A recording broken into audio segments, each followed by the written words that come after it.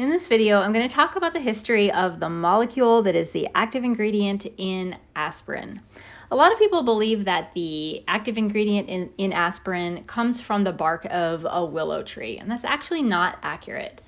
There is a natural pain reliever in the bark of a willow tree, but that molecule is called salicin, and it is not the active ingredient in aspirin. Hundreds of years ago, people knew that by chewing on the bark of the willow tree, they would get pain relieving effects. There is a theory that the salicin molecule, which is featured right here, perhaps gets transformed into aspirin somehow inside our body, but that's just a theory. No proof of that. But the most important thing here is that the bark of willow tree does not contain the same chemical that is present in aspirin. Now, about 100 years later, in the 1800s, people also learned that by taking a meadowsweet plant, which is not a tree, either chewing on it or turning it into a tea, this also had the same type of analgesic properties.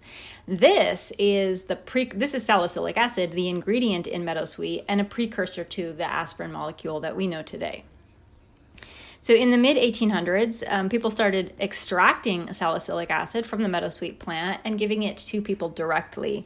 This was problematic because salicylic acid is a pretty strong acid, and so it caused a lot of irritation to people's stomachs and also to their mouths. Salicylic acid, you might recognize, is a really great alpha-hydroxy or beta-hydroxy acid over-the-counter, good effective treatment for things like acne, warts, and stuff like that. So you can imagine putting it in your mouth is pretty intense. In order to make this more appropriate for consumers, they converted the salicylic acid to a molecule called sodium salicylate. Many people credit this as being the very first synthetic, as in human-made, analgesic molecule. It's made by reacting salicylic acid with sodium hydroxide or any type of strong base. This makes the salicylic acid molecule, this conversion, makes it lose its strong acidity, so it's not hard on people's stomachs anymore. But it turned out that it was extremely sweet. The molecule was very, very sweet, like to the point that it was so sweet that many people were unable to take it just because of this excessive sweetness, which made it really not practical for consumers.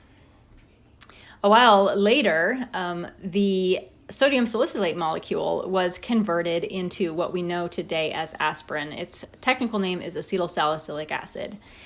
The synthesis of aspirin is credited to a chemist named Hoffman. Hoffman's father had arthritis and he could not stand taking either salicylic acid or sodium salicylate, so Hoffman was motivated to find some sort of derivative that was more appropriate for his father to use.